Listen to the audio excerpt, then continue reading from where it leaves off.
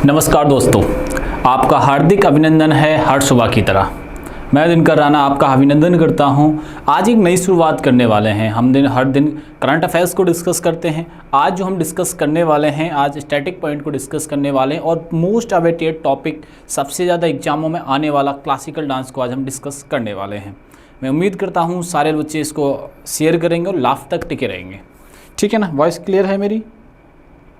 ठीक है भाई, ठीक है। आइए, आज हम जो डिस्कस करेंगे आज की क्लास में, मॉर्निंग सेशन में हम डिस्कस करेंगे, अगेन मैं रिवाइज कर रहा हूँ, क्लासिकल डांसों को। आइए, ठीक है ना। क्लासिकल डांस में हम शुरुआत जो करेंगे आज, सबसे पहले चीज़ों के बारे में डांस प्रारंभ करने से पहले तो देखो, नृत्य डांस, नृत्य की शुरुआत होती कैसे है? ठीक है, तो एक फिजिकल एक्टिविटी जो हम कर रहे होते हैं म्यूजिक पर, उसे क्या कहते हैं? डांस।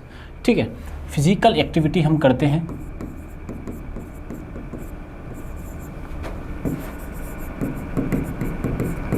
फिजिकल एक्टिविटी, शारीरिक प्रतिक्रिया, शारीरिक प्रतिक्रिया करते हैं। और किस पे करते हैं? हम इसको डांस पे करते हैं, यानी डांस पे नहीं, म्यूजिक पे करते हैं,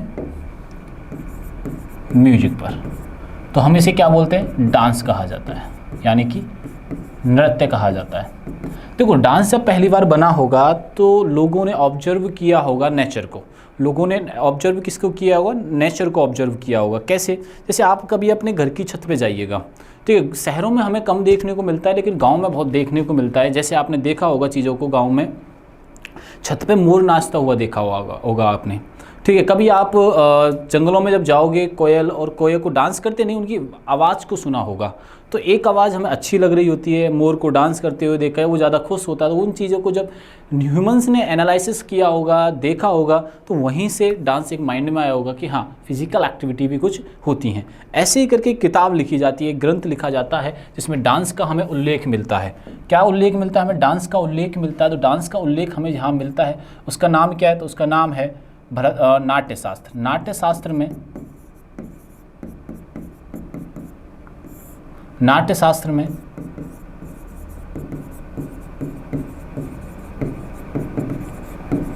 नाट्यशास्त्र में हमें डांस के बारे में देखने को मिलता है। और नाट्यशास्त्र लिखा किसने है? तो ये लिखा है भरत मुनि ने। ठीक है, नाट्यशास्त्र लिखा किसने है बच्चों? तो मेरे साथ सभी बोलेंगे, भरत मुनि जी ने इसको लिखा है। ठीक है, जो फिजिकल एक्टिविटी होती है, जैसे मैं हूँ, आप हो, जब हमारे घर में कोई भी समारोह होता है या फेस्टिवल होता है तो म्यूजिक बजाया ही जाता है। और म्यूजिक पे हमारे शरीर के अलग अलग एक्टिविटी निकलना ही क्या होता है? एक म्यूजिक होता है, वो डांस होता है, यानी कि नृत्य होता है। ठीक है, तो हमें डांस के बारे में जो देखने को मिलता है, नाट्यशास्त्र में हमें लिखा हुआ मिलता है। ये बात आप लोग यहाँ से ध्यान रखना। और नाट्यशास्त्र को ही आप याद रखना यहाँ से, नाट्यशास्त्र को ही पंचम वेद कहा जाता है। इसे क्या कहा जाता है? पंचम वेद कहा जाता है, फिफ्थ वेद कहा जाता है। 4 वेद हैं, और 4 वेदों के अलावा 5वां वेद जो कहा जाता है, वो किसे कहा जाता है? पंचम वेद कहा जाता है, नाट्य शास्त्र को। ये बात आप लोग यहाँ से ध्यान में रखना। ठीक है, कहा जाता है। तो यहीं पे डांस के बारे में हम जब जानते हैं आगे, तो 2 बात यहाँ से अपन को याद रखनी है। पहली रखना है, डांस फिजिकल एक्टिविटी होती है, ठीक है। और दूसरा याद रखना है कि हमें नाट्यशास्त्र में इसके नृत्य के बारे में लिखा हुआ मिलता है। ठीक है, तो नाट्यशास्त्र या नाट्यशास्त्र के बारे में बात करें, नृत्य के बारे में बात करें, तो नृत्य 2 प्रकार का होता है। नृत्य कितने टाइप का होता है? 2 टाइप का होता है भाई। नृत्य यानी कि डांस जो होता है, कितने टाइप का होता है? आपने देखा होगा, 2 टाइप का होता है। कितने टाइप का होता है? 2 टाइप का होता है। पहला जो टाइप होता है उसको बोलते हैं हम क्लासिकल नृत्य, और दूसरे को बोलते हैं फोक नृत्य। यानी क्लासिकल डांस बोले तो शास्त्रीय नृत्य, क्लासिकल डांस, यानी कि इसको हम क्या बोलते हैं? शास्त्रीय नृत्य कहते हैं। इसको क्या कहते हैं? शास्त्रीय नृत्य कहते हैं। और एक तरफ होता है फोक डांस। एक तरफ क्या होता है? फोक डांस, यानी कि लोक नृत्य। और इसी पे बेस हमारा होने वाली है आज की क्लास। ठीक है, हम जो डिस्कस करेंगे नाट्य शास्त्र के बारे में बात करेंगे जो भरत मुनि जी ने लिखी है, ठीक है। क्लासिकल और फोक डांस के बारे में बात करेंगे और जो मेन टॉपिक रहने वाला है हमारा रहने वाला है क्लासिकल डांस। अब हमारे माइंड में ये आता है कि क्लासिकल डांस और फोक डांस होते क्या हैं। हमारे माइंड में क्या आता है कि क्लासिकल और फोक डांस होते क्या हैं, ठीक है। तो सबसे पहला माइंड यही काम कर रहा होता है, क्लासिकल और फोक डांस होते क्या है, ठीक है ना। क्लासिकल डांस की अगर बात की जाए, ठीक है, क्लासिकल डांस की अगर बात की जाए तो आप एक बात यहाँ से याद रखना, क्लासिकल डांस में हमें याद रखना स्पिरिचुअल डांस होते हैं। कैसे डांस होते हैं? स्पिरिचुअल डांस होते हैं। स्पिरिचुअल से मतलब क्या होता है? आध्यात्मिक। कैसा नृत्य होता है? हम दोनों अगर अंतर करें तो दोनों का अंतर हमें सीखना होगा, ठीक है। स्पिरिचुअल यानी क्लासिकल डांस में क्या होता है? तो क्लासिकल डांस में होता है आध्यात्मिक नृत्य। क्लासिकल डांस में क्या होता है? आध्यात्मिक नृत्य होता है, ठीक है। ये मंदिरों में किए जाते हैं, ज़्यादातर कहाँ पे किए जाते हैं? टेम्पल में किए जाते हैं, मंदिरों में किए जाते हैं। और ये डेडिकेट जो होते हैं मंदिरों या लॉर्ड यानी भगवान को होते हैं। ये डेडिकेट ज़्यादातर किसको होते हैं? तो ये डेडिकेट जो होते हैं, डेडिकेट टू लॉर्ड यानी भगवान, आप भगवान को ये नृत्य ज़्यादातर डेडिकेट होते हैं। बट इसके ठीक अपोजिट यहाँ पे क्या होता है बच्चों? यहाँ पे क्या होता है? ये स्पिरिचुअल डांस नहीं होते बल्कि ह्यूमन अपने अकॉर्डिंग ही चीज़ें कर रहा होता है, ठीक है। ह्यूमंस क्या करते हैं? अपने अकॉर्डिंग ही कर रहे होते हैं, स्पिरिचुअल नहीं होते बल्कि फेस्टिवल पे किए जाते हैं ह्यूमंस के द्वारा। किसी भी कहाँ पर किए जाते हैं? ये फेस्टिवल पर ये किए जाते हैं, ठीक है। फसल कटाई पर किया जाता है। कब किया जाता है? ज़्यादातर ये फसल कटाई पर किए जाते हैं और अलग अलग ट्राइब के द्वारा किए जाते हैं, जनजातियों के द्वारा ये किए जाते हैं। फसल कटाई जनजातियों के द्वारा यानी कि ट्राइबल डांस ये किए जाते हैं, ठीक है ना। ये बात आप लोग यहाँ से ध्यान रखना। इसमें मेन कहानी अपने को याद रखनी, स्पिरिचुअल कहानी होती है, ठीक है। इसमें क्या होती है? स्पिरिचुअल कहानी होती है। और फोक डांस में ह्यूमंस से रिलेटेड, ह्यूमंस ज़्यादातर इसमें अपने आप का दिखाने का प्रयास कर रहे होते हैं। फसल कटाई पर किए जाते हैं, फेस्टिवल पर किए जाते हैं, जनजातीय नृत्य होते हैं। ये बात अपने को यहाँ से याद रखनी है कि क्लासिकल डांस है क्या, यानी कि शास्त्रीय नृत्य है क्या। तो ज़्यादातर ये क्या होते हैं बच्चों? आध्यात्मिक नृत्य होते हैं। कैसे नृत्य होते हैं? ये ज़्यादातर आध्यात्मिक नृत्य होते हैं। ये बात आप लोग यहाँ से ध्यान रखना, ठीक है। और मैं उम्मीद ये कर रहा हूँ आपसे, ठीक है, मैं उम्मीद ये कर रहा हूँ अभी कि ये क्लियर हो गया हो। देखो, जैसे आपकी कभी घर में बारात है, ठीक है, किसी की शादी हो रही है, बारात में जा रहे हो, तो अब बारात में जब देखोगे ना तो बहुत सारे लोग अलग अलग प्रकार का डांस कर रहे होंगे। बहुत सारे लोग अलग अलग टाइप का डांस कर रहे होंगे। आपको ये पता होना चाहिए, कोई किसी का हाथ कहीं और जा रहा है, किसी का पैर कहीं जा रहा है, उसमें सीक्वेंस नहीं होगा, ठीक है ना। वहाँ पे अपन अब किसी भगवान को याद नहीं कर रहे होंगे, वहाँ तो ये कि भैया गाना बजा दो, जो निकलेगा डांस हम करेंगे। तो वो सारा टाइप किसका है? फोक डांस का। वो क्लासिकल डांस का पार्ट नहीं है।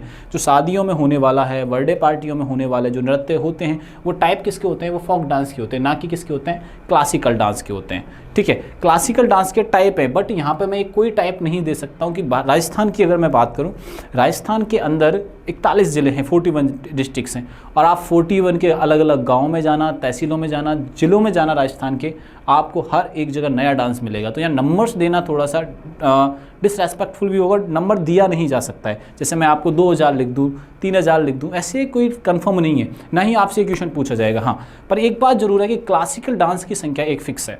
क्लासिकल डांस की अगर आपसे पूछा जाए कि सर क्लासिकल डांस कितने होते हैं, तो आपसे पूछा जा सकता है क्लासिकल डांसों की जो संख्या होती है वो होती है 8। क्लासिकल डांसेज की जो नंबर्स होते हैं वो होते हैं 8। क्लासिकल डांस की संख्या कितनी होती है? 8। ये बात आप लोग यहाँ से ध्यान रखना। लेकिन ministry of culture classical dance के नंबर्स के 8, कभी कभी 9 भी हो जाते हैं, कभी क्या होते हैं? 9 भी हो जाते हैं। अब कब होते हैं, कौन सा होता है, मैं आपको वो बताता हूँ। आइए, ठीक है, यहाँ पे आ जाइए आप। अपन जो आज का टॉपिक होने वाला है वो कौन सा डांस होंगे? वो तो क्लासिकल डांस होंगे। कौन से डांस होंगे बच्चों? तो ध्यान रखिएगा, क्लासिकल डांस अपन पढ़ने वाले हैं। कौन से डांस पढ़ने वाले हैं हम लोग? क्लासिकल डांस हम लोग पढ़ने वाले हैं। क्लासिकल डांस हमने डांस से प्रारंभ किया था। ये दोनों टाइप किसके हैं? तो ये टाइप हैं दोनों के दोनों डांस के। ये दोनों के दोनों टाइप किसके हैं? डांस के। डांस में सबसे पहले हमने क्लासिकल डांस प्रारंभ किया। कौन सा स्टार्ट किया? क्लासिकल। तो अब क्लासिकल पे हम गए तो यानी शास्त्रीय नृत्य पर हम चले, तो शास्त्रीय नृत्य 8 टाइप होते हैं, ठीक है। पहले मैं 9 के बारे में बात करता हूँ। मिनिस्ट्री ऑफ कल्चर के अनुसार, मिनिस्ट्री ऑफ कल्चर के अनुसार जो होते हैं इनके नंबर्स होते हैं 9, यानी कि सांस्कृतिक मंत्रालय के अनुसार, सांस्कृतिक मंत्रालय के अनुसार कितने होते हैं? 9 होते हैं। लेकिन 8 इनकी संख्या मानी जाती है संगीत नाटक अकादमी के अनुसार। ठीक है, संगीत नाटक अकादमी के अनुसार, संगीत नाटक अकादमी के अनुसार कितने माने जाते हैं? तो संगीत नाटक अकादमी के अनुसार माने जाते हैं 8। ये बात आप लोग यहाँ से ध्यान रखना कि संगीत नाटक अकादमी के अनुसार, संगीत नाटक अकादमी के अनुसार कितने माने जाते हैं? तो ये 8 माने जाते हैं। कितने माने जाते हैं? यहाँ से आप ध्यान रखिएगा कि 8 संगीत नाटक अकादमी के अनुसार 8 क्लासिकल डांस ये माने जाते हैं। क्लियर बात समझ में आई कि नहीं आई?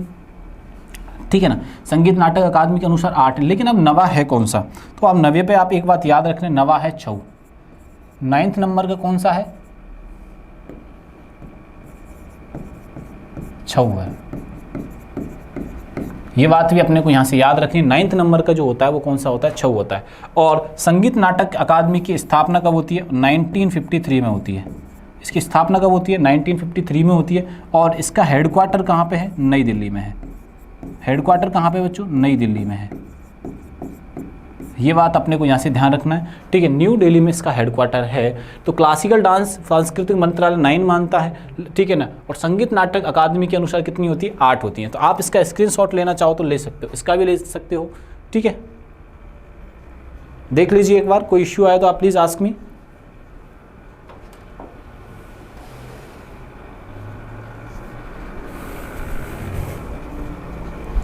इसका भी स्क्रीनशॉट ले लीजिए एक बार।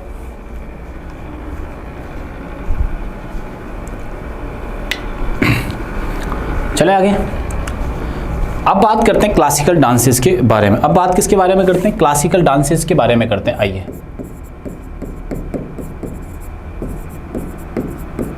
क्लासिकल डांस यानी कि शास्त्रीय नृत्य। शास्त्रीय नृत्य हम पढ़ेंगे संगीत नाटक अकादमी के अनुसार। हम किसके अकॉर्डिंग पढ़ने वाले हैं? एक सेकंड में कुछ एक तो एक्सपेरिमेंट कर लेता हूँ। हाँ अब सही है, हाँ अब आ जाइए। ठीक है ना, क्लासिकल डांस यानी शास्त्रीय नृत्य। तो शास्त्रीय नृत्य जो होते हैं हमने देखा भी 8 होते हैं। कितने होते हैं? 8। किसके अनुसार होते हैं? तो सर आपने हमें बताया कि संगीत नाटक अकादमी के अनुसार होते हैं। तो अब कौन कौन सी स्टेट में कौन कौन से होते हैं वो हम जानने वाले हैं। जैसे आइए आप, हम लोग जानने वाले हैं संगीत नाटक अकादमी के बारे में, तो वो डांसेस के बारे में। ठीक है ना, ठीक है, ये बन चुका है अपना। अब ये हमारा भारत देश बन चुका है। भारत देश के बारे में और क्या जानते हैं हम वो सोचो। ठीक है, 8 क्लासिकल डांस होते हैं। जैसे मैं सबसे पहले बता रहा हूँ आपको भरतनाट्यम। सबसे पहले तमिलनाडु के स्टेट में कौन सा होता है? तो यहाँ पे किया जाता है भरतनाट्यम। भरतनाट्यम, भरतनाट्यम किस स्टेट में किया जाता है? तो आप लोग याद रखिएगा, तमिलनाडु में किया जाता है। भरतनाट्यम जो किया जाता है तमिलनाडु में किया जाता है। ये बात आप लोग यहाँ से ध्यान रखना। दूसरा पार्ट, केरल। केरल से 2 डांस किए जाते हैं। एक का नाम होता है कथकली, एक कौन सा होता है? कथकली। ठीक है, एक कौन सा होता है बच्चों कथकली के अलावा? एक होता है मोहिनी अट्टम। एक और नृत्य कौन सा होता है? मोहिनी अट्टम। ये बात आप लोग यहाँ से ध्यान रखना। और किस स्टेट में किया जाता है? तो ये किया जाता है केरलम। केरल का भी नाम परिवर्तन कर दिया गया है, तो क्या किया गया है? केरलम कर दिया गया है। ये बात भी अपने को यहाँ से ध्यान रखना है। कथकली, मोहिनीअट्टम, भरतनाट्यम, तमिलनाडु। ये क्लियर हुआ कि नहीं हुआ? चलिए आगे बढ़ते हैं, आगे और जानने का प्रयास करते हैं। आगे जब हम चलते हैं तो तमिलनाडु के ऊपर एक आंध्र प्रदेश राज्य आता है। तो आंध्र प्रदेश में कौन सा नृत्य किया जाता है? तो आंध्र प्रदेश में किया जाता है कुचिपुड़ी। आंध्र प्रदेश में कौन सा नृत्य किया जाता है? तो आंध्र प्रदेश में कुचिपुड़ी नृत्य किया जाता है।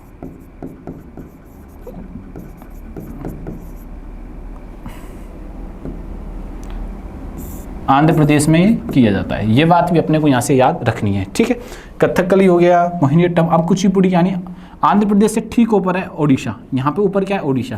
तो यहाँ पे जो नृत्य किया जाता है ओडिसी किया जाता है। यहाँ पे कौन सा किया जाता है? ओडिसी। यानी कि कहाँ पे किया जाता है? ओडिशा में किया जाता है। कहाँ पे किया जाता है? ओडिशा में किया जाता है। ये बात भी अपने को यहाँ से याद रखनी है। और चलते हैं ऊपर, तो यहाँ पे है मणिपुर। यहाँ पे क्या है? मणिपुर। मणिपुर, तो मणिपुर में किया जाता है मणिपुरी। मणिपुरी, मणिपुर। ठीक है ना। और ऊपर चलने का प्रयास करते हैं। यहाँ है असम। ठीक है ना, असम में गलत जगह कर दिया, इसको सही करते हैं। ये असम। असम में किया जाता है सत्रिया। असम में कौन सा किया जाता है बच्चों? असम में किया जाता है सत्रिया, ठीक है ना। तो ये बात भी अपने को यहाँ से याद रखनी है, ठीक है। और आगे चलते हैं, 8 पूरे कर लेते हैं। यहाँ पे है यूपी, तो यूपी के अंदर किया जाता है कथक। यूपी में कहाँ कौन सा किया जाता है? कथक। यूपी में कौन सा किया जाता है? कथक किया जाता है। तो ये बात आप लोग यहाँ से ध्यान रखना। उत्तर प्रदेश, यहाँ पे क्या याद रखना है अपने को? उत्तर प्रदेश। बात समझ में आई कि नहीं आई? इतनी सी बात आपको यहाँ से समझ में आ रही होगी। कितने काउंट करो, कोई छूट थोड़ी ना गया है।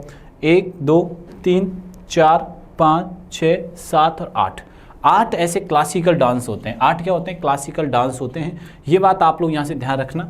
जो मैंने अभी आपको ये बताए हैं 8 क्लासिकल डांस आपके सामने मौजूद हैं। बात समझ में आई कि नहीं? 8 क्लासिकल डांस ये होते हैं जो हमारे भारत देश के कल्चर को बताने का प्रयास करते हैं, हमारे गॉड्स, हमारे भगवानों के बारे में बताने का प्रयास करते हैं, हमारी संस्कृति, हमारे सिविलाइजेशन, हर चीज़ को न्यौछावर बताने का ये एक एक कण इनका कर रहा होता है। ये बात आप लोग यहाँ से ध्यान रखिएगा, ठीक है। आओ आगे बढ़ते हैं।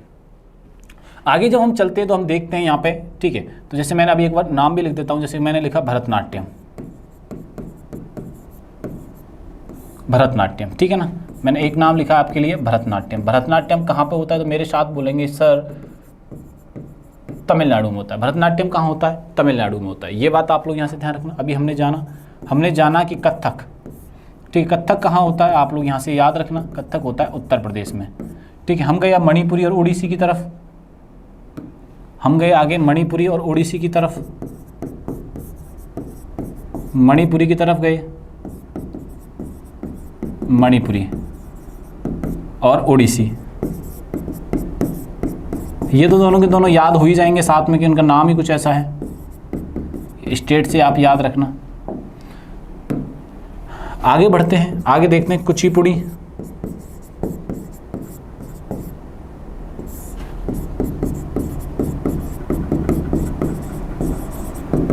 और सत्रिया,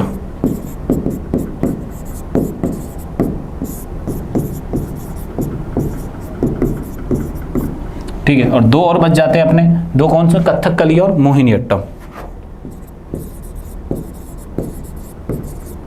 कथकली और मोहिनीअट्टम।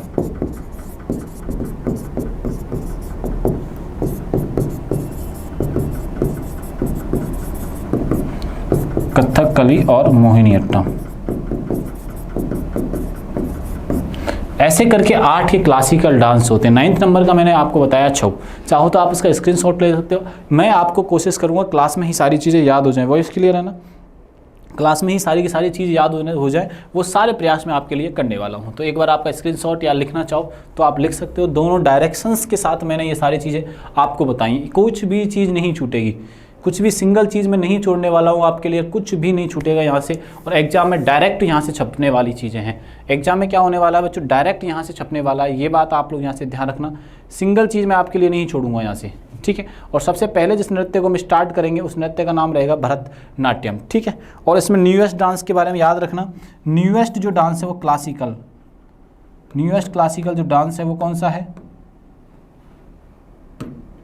न्यूएस्ट क्लासिकल है सत्रिया, न्यूएस्ट है ये। 2000 में इसको मान्यता दी गई थी, ठीक है ना। ये बात ये अपने यहाँ से ध्यान रखिएगा। चलो आगे बढ़ते हैं, आगे और जानने का प्रयास करते हैं। तो सबसे पहले हम जो पढ़ने वाले हैं, सबसे पहले पढ़ने वाले हैं कथक। और कथक को मैं बहुत डिटेल से पढ़ाने वाला हूँ। सिंगल आपके एग्जाम में यहाँ से बाहर नहीं आएगा, सिंगल बाहर नहीं आएगा। मैं आपको लिटरली मैं यहाँ से बता रहा हूँ। चलो भरतनाट्यम,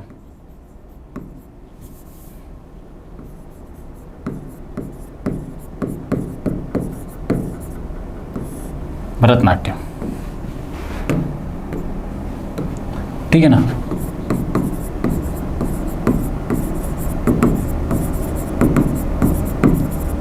भरतनाट्यम, ठीक है। भरतनाट्यम सबसे पहले हम स्टेट से स्टार्ट करते हैं। भरतनाट्यम जिस जगह पे किया जाता है बच्चों, उस जगह का नाम क्या है? तो भरतनाट्यम जिस जगह पे किया जाता है उसका नाम है तमिलनाडु। जगह का नाम क्या है बच्चों? तमिलनाडु है। जगह का नाम जरूर याद रखना आप, तमिलनाडु है। ये बात समझ में आई कि नहीं आई? ये बात अपने को यहाँ से याद रखना कि जगह कहाँ पे किया जाता है, ये लोकेशन है इसकी, ये इस स्थान पर किया जाता है, यानी कि ये क्या है? लोकेशन है।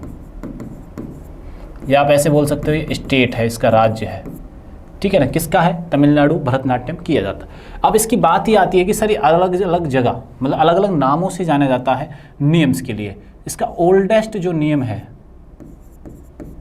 ओल्डेस्ट नियम, या इस बात को हम बोलते हैं एनिशियंट नेम। तो एनिशियंट जो नियम है यानी कि सबसे पुराना नाम, सबसे पुराना नाम, मतलब भरतनाट्यम को अन्य नाम से ही बुलाया जाता था। जी सर, देखो भरतनाट्यम का डायरेक्ट ही भरतनाट्यम नहीं पड़ा, बल्कि भारत देश का जब नाम रखा गया तो उसकी वजह से भरतनाट्यम रखा जाता है, ठीक है। इसका जो पुराना या एनिशियंट नाम था जिसको ये बुलाया जाता है, तो वो बुलाया जाता है सादिर के नाम से, ये नृत्य बुलाया जाता था। इसका वास्तविक नाम जो था वो क्या था? सादिर था। इसका वास्तविक नाम क्या था बच्चों? वास्तविक नाम क्या था? तो वास्तविक नाम था सादिर, ठीक है। रियल नेम जिसको हम बोलेंगे वास्तविक नाम, वास्तविक नाम। तो वास्तविक नाम क्या था? सादिर। आप भूल मत जाना, इसका वास्तविक नाम जो है वो है सादिर। वास्तविक नाम क्या है? सादिर है। ये बात समझ में आई कि नहीं आई? ठीक है। अन्य भी नाम होते हैं, जैसे अन्य नाम कौन कौन से, उस पर भी हम चर्चा करते हैं। तो अन्य नामों पे जब हम चर्चा करते हैं तो एक आपने सुना होगा देवदासी, एक नाम आपने सुना होगा देवदासी, ठीक है।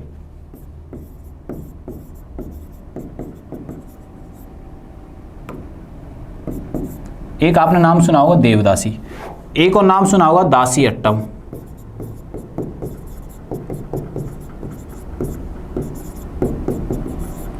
एक आपने नाम सुना होगा दासी अट्टम, ठीक है। बात समझ में आई कि नहीं आई? देवदासी और दासी अट्टम एक्चुअली में कुप्रथाएं हैं ना। नृत्य का नाम कैसे पड़ा वो मैं बताता हूँ, ठीक है। देवदासी का मतलब क्या है? जो कन्याएं मंदिरों को में जो नृत्य किया करती हैं या करती थीं उनको बोलते थे देवदासी। तो प्राचीन समय पे क्या होता था, लोग अपनी कन्याओं को मंदिरों को दान कर दिया करते थे अपनी इच्छाओं को पूरी करने के लिए। आज के हिसाब से अगर देखें तो जैसे कि आप गवर्नमेंट जॉब की प्रिपेयरिंग करने जो लोग आते हैं तो वो पहले क्या करते हैं कि भैया हमारे बालाजी की सवावनी है, ठीक है, तो हम पास होते बालाजी की सवावनी कर देंगे। तो पहले लोगों के पास इतना पैसा तो था नहीं, तो उनके पास पैसा जब नहीं था तो उन्होंने क्या किया कि सवावनी की जगह महिलाओं को, अपने बच्चियों को दान में देना प्रारंभ कर दिया। जब दान में दिया जाता था तो वो कन्या जीवन भर मंदिरों में डांस किया करती थी, तो उन्हीं को बोला गया देवदासी। अब देवदासी ये वर्ड ओडिसी में भी वर्ड आएगा, देवदासी और दासी अट्टम दोनों वर्ड हम कहाँ पर सुनेंगे? ओडिसी में भी सुनेंगे, ठीक है। ओडिसी और ये भरतनाट्यम बहुत प्राचीन नृत्य हैं दोनों के दोनों, और कई लोग इनको पैरेलल भी कहते हैं। तो इन दोनों वर्ड, ये जब नृत्य करती थी तो मंदिरों में एक्चुअली ये नृत्य होता था। तो मंदिरों में जब ये नृत्य होता था तो ये देवदासियाँ कौन सा नृत्य करती थी? तो ये भरतनाट्यम नृत्य ही किया करती थी। ये बात आप लोग यहाँ से ध्यान में रखना। ये नृत्य है मेनली किसको डेडिकेट है? तो this dance dedicate to temples, this dance dedicate to temples, यानी कि ये नृत्य किसको समर्पित है? तो ये नृत्य है मंदिरों को, यह नृत्य मंदिरों को समर्पित है। ये बात आप लोग यहां से ध्यान रखना। This dance dedicate to temples, यानी कि ये नृत्य किसको समर्पित होता था? मंदिरों को ये समर्पित होता था। ये भरतनाट्यम की हम बात कर रहे हैं। इस नृत्य का प्रारंभ, दिस डांस स्टार्टेड या begin from, this dance begin from, this dance begin from Alarippu. इस नृत्य का प्रारंभ, इस नृत्य का प्रारंभ अलारीपू से होता है। इस नृत्य का प्रारंभ किससे होता है? अलारीपू से होता है। अगर आपसे पूछ ले कि एंड किससे होगा, तो this dance ending by, this dance ending by थिलाना।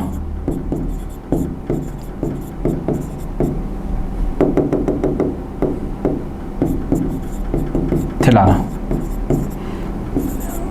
इस नृत्य का अंत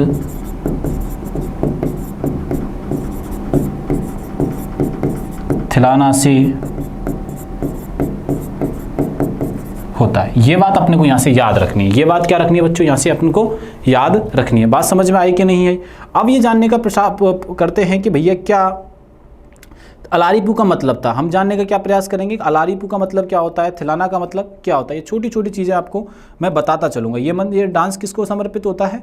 ये मंदिरों को डांस समर्पित होता है। बात ये आप लोग यहाँ से ध्यान में रखिएगा। चलिए आगे बढ़ते हैं और आगे जानने का हम प्रयास यहाँ से करते हैं। आइए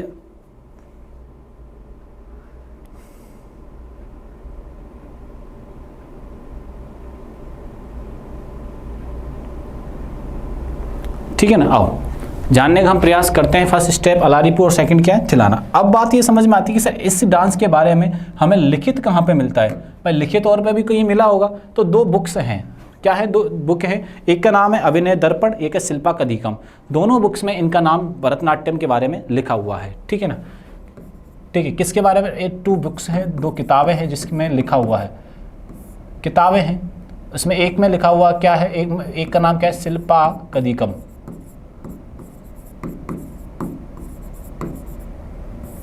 Shilpa कदीकम।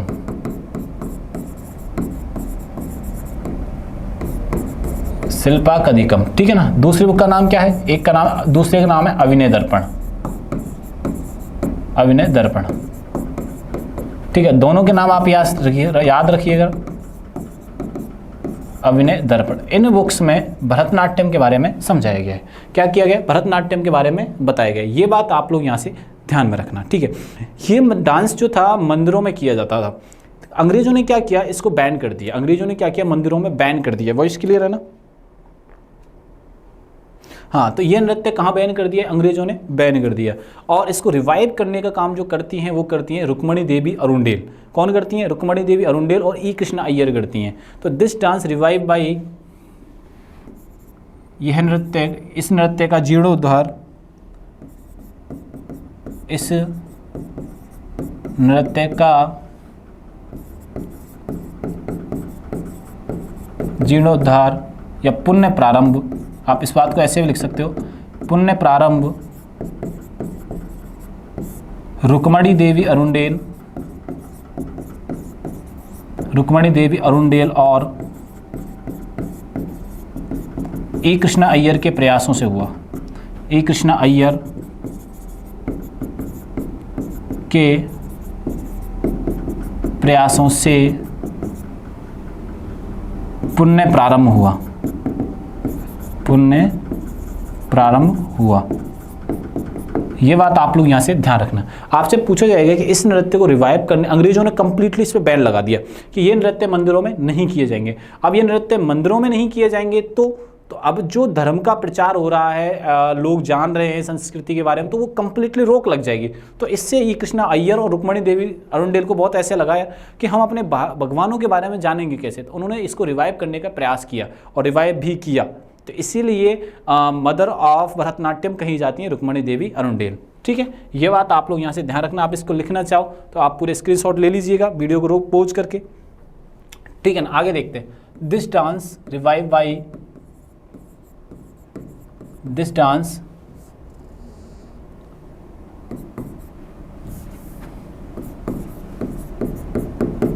Revive by Rukmini Devi Arundale,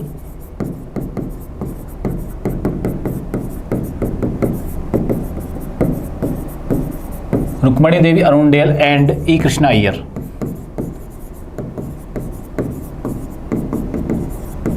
ई कृष्णा अय्यर, ये बात आप लोग यहाँ से ध्यान में रखना, ठीक है ना। Mother of Bharatanatyam, mother of Bharatanatyam, Bharatanatyam called Rukmini Devi Arundale, Rukmini Devi Arundale. Bharatanatyam की जननी, भरतनाट्यम की जननी रुक्मणी देवी अरुणडेल को कहा जाता है। रुक्मणी देवी अरुणडेल को कहा जाता है। रुक्मणी देवी अरुंडेल को कहा जाता है। ये बात आप लोग यहाँ से ध्यान में रखना। भरतनाट्यम की जननी किसे कहा जाता है, तो रुक्मणी देवी अरुंडेल को कहा जाता है। और रुक्मणी देवी जो अरुंडेल थी उनके बारे में एक खास बात है आपको यहाँ से याद रखनी है। ये बात आपको याद रखनी, पहली राज्यसभा कोई नर्तकी राज्यसभा के लिए नॉमिनेटेड होने वाली पहली महिला थी। राज्यसभा के लिए नामांकित होने वाली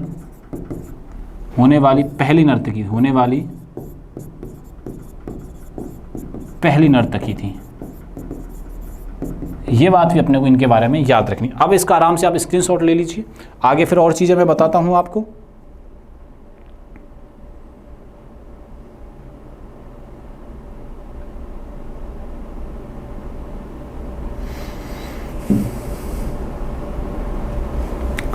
चलें आगे आ जाइए।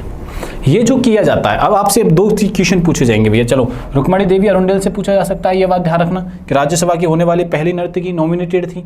अब एक और बात आपको यहाँ से एक क्या याद रखना है कि भाई ये बात तो समझ में आ गई। अब म्यूजिक किस संगीत पे ये होता है, म्यूजिक, तो ये संगीत जिस पे होता था उस संगीत है कर्नाटकी संगीत। संगीत कौन सा है, कर्नाटक संगीत पे ये किया जाता है। किस पे किया जाता है, कर्नाटक संगीत पर। कर्नाटक संगीत पर यह नृत्य किया जाता है, कर्नाटका म्यूजिक। कर्नाटका म्यूजिक यानी कि ये संगीत पर ये किया जाता है। ये बात भी अपने को यहाँ से याद रखनी है कि भरतनाट्यम जो है किस संगीत पर किया जाता है, भरतनाट्यम पे किया जाता है। ये बात आप लोग यहाँ से ध्यान में रखिएगा। क्लियर हुआ कि नहीं हुआ, बात समझ में आई? ठीक है, आगे बढ़ते हैं। ये यहाँ से आगे चलते हैं। आगे बात समझ में आ रही है कि नहीं आ रही? म्यूजिक कर्नाटकी संगीत हो चुका है। अब आता है कि इसके डांस के फाउंडर किस लॉर्ड को माना जाता है, किस भगवान को माना जाता है। तो इस नृत्य के जो फाउंडर हैं, ठीक है ना, संस्थापक, और एक पॉइंट आएगा डेडिकेट, ठीक, और दूसरा पॉइंट आता है डेडिकेट यानी कि समर्पित। डेडिकेट, दोनों पॉइंट को आपको ढंग से समझना है, डेडिकेट और समर्पित, कि भाई किस भगवान को समर्पित है, संस्थापक कौन है। तो दोनों में अलग अलग आंसर आते हैं। इसमें तो आते हैं भगवान ब्रह्मा। फाउंडर कौन कहा जाता है, तो भगवान ब्रह्मा को इस नृत्य का कहा था, भगवान ब्रह्मा जी को कहा जाता है। ये बात आप लोग यहाँ से ध्यान रखना। लेकिन डेडिकेट भगवान शिव को है, ये डेडिकेट किसको है, भगवान शिव को है। तो ये सारी चीज़ें, छोटी छोटी चीज़ें आपको यहाँ से याद रखनी है, ठीक है। आपको भगवान ब्रह्मा जी और भगवान शिव जी के बारे में ये सारी चीज़ें याद रखनी। और जो इसमें स्टेप्स की जाती हैं उन्हें कहा जाता है मुद्रा। भरतनाट्यम स्टेप्स को, भरतनाट्यम स्टेप्स को कहा जाता है मुद्रा। इन्हें क्या कहा जाता है बच्चों, मुद्रा कहा जाता है। ये बात भी अपने को यहाँ से याद रखनी है। भरतनाट्यम की स्टेप्स को क्या कहा जाता है, मुद्रा कहा जाता है। तो अब आपके सामने कंप्लीट भरतनाट्यम की कहानी है। कंप्लीट क्या है, ये डांसेस की कहानी है। आपको सारी की सारी यहाँ से याद रखनी, सारी की सारी आपको यहाँ से क्या रखनी है बच्चों, याद